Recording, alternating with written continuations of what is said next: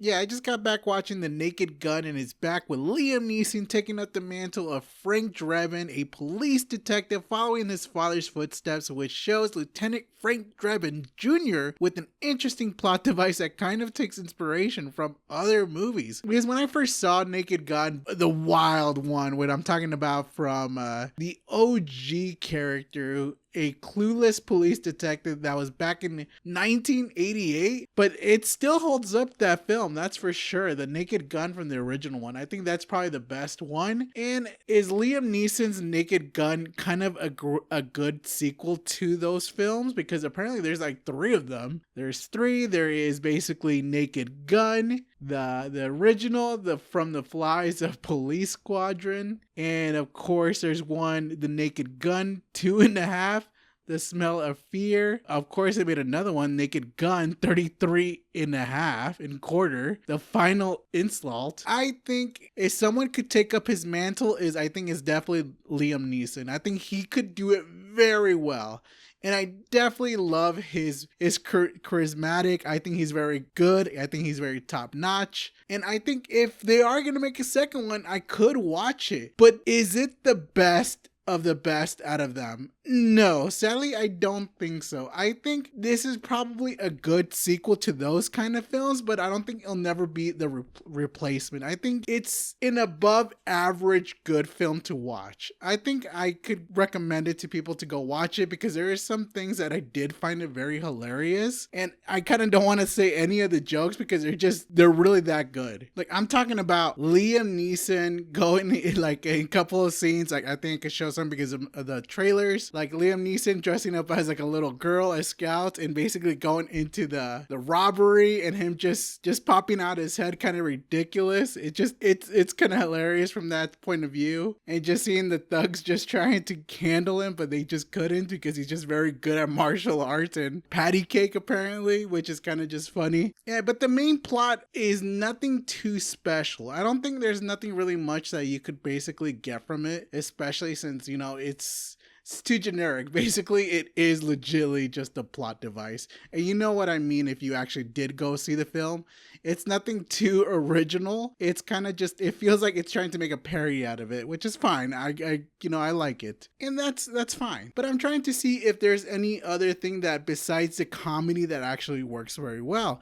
The characters, the actors, I think they did very well. I'm talking about like Anderson Palma. Basically, she did a very good as Beth, is basically her love interest for Liam Neeson, which is very hilarious. She shows up there as well, but I think there is a couple of misses that I think she's done, which I'm pretty sure the bar scene that I kind of don't appreciate. That thing took a little bit too longer than in my tasting for that kind of comedy, because I think it kind of dragged on in that kind of point, but not too bad. And basically the one most hilarious part is definitely Liam Neeson. He's probably the best one out of the whole thing, especially when he's trying to be the serious kind of detective. He just plays his part really well. And obviously we have Paul Walter, who's basically this guy. I've been seeing him all over the place, and he is pretty hilarious himself. I think I enjoyed him very much. And what's his name? Oh, Danny Holtzen, basically Richard Kane, basically, who is basically the main protagonist in there.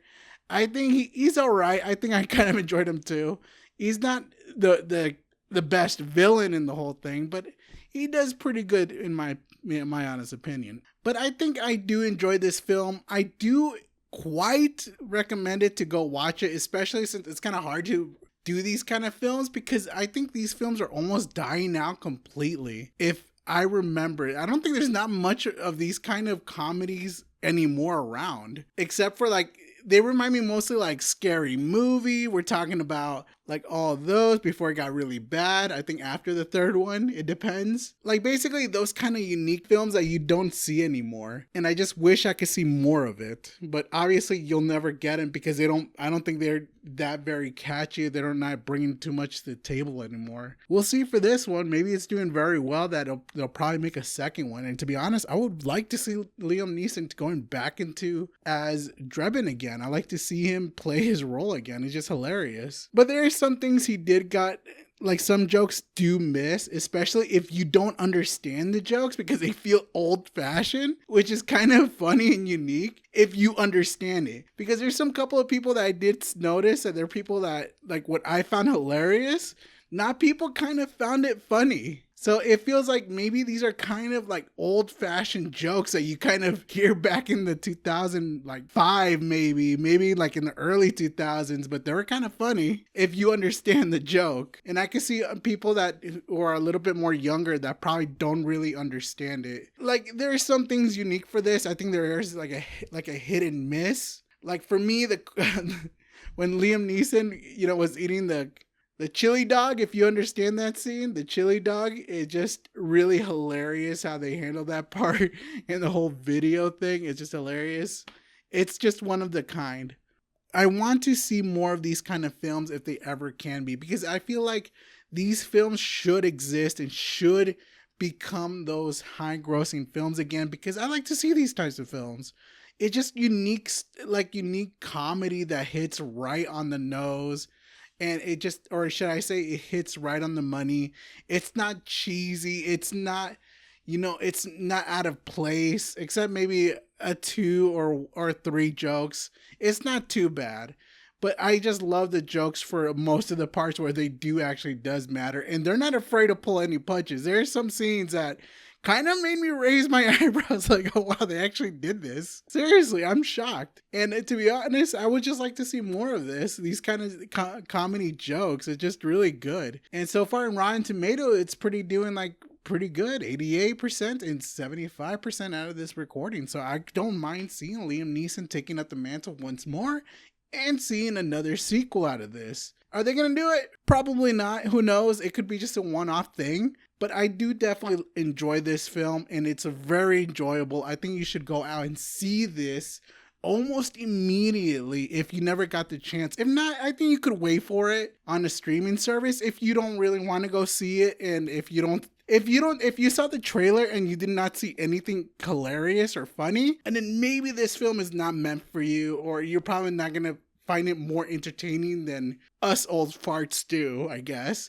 Because it looks like it's targeting to a certain demographics, or at least an audience, which I'm pretty sure it's more targeted for like the oldies like we are, the old mans here, because there is a couple of old people in there that were laughing their asses off, including me, which is hilarious. So it's kind of funny seeing that. So maybe take your dad out to see this if you want to see, or your parents. They might find this interesting. So either way, I think this is a good film to go see, especially if you're down for a little bit of comedy, if you're tired about the superheroes, or if you're tired about action stuff and you just want to see an enjoyable film that has a little bit of unique comedy. I think this is definitely a good popcorn entertainment film. I think I would give this a C+, almost a B- if I wanted to give it a little bit more higher. But the only reason it got a hold back, it is definitely the plot. It's definitely the story. The characters did very well. It's not what Naked Gun's supposed to be about, but if they had a better, interesting story, or at least something more unique instead of what we've seen before,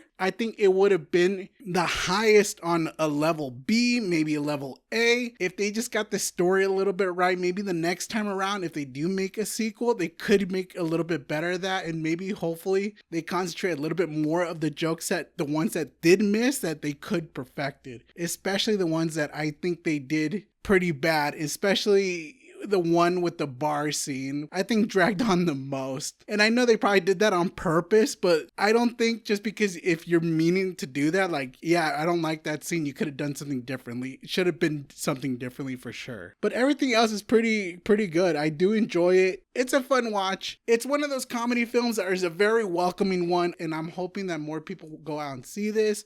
If not, see in the streaming service if you wish, but I do recommend to go see it. But either way, that's it for now, and I will see you guys in the next movie review. Later, guys.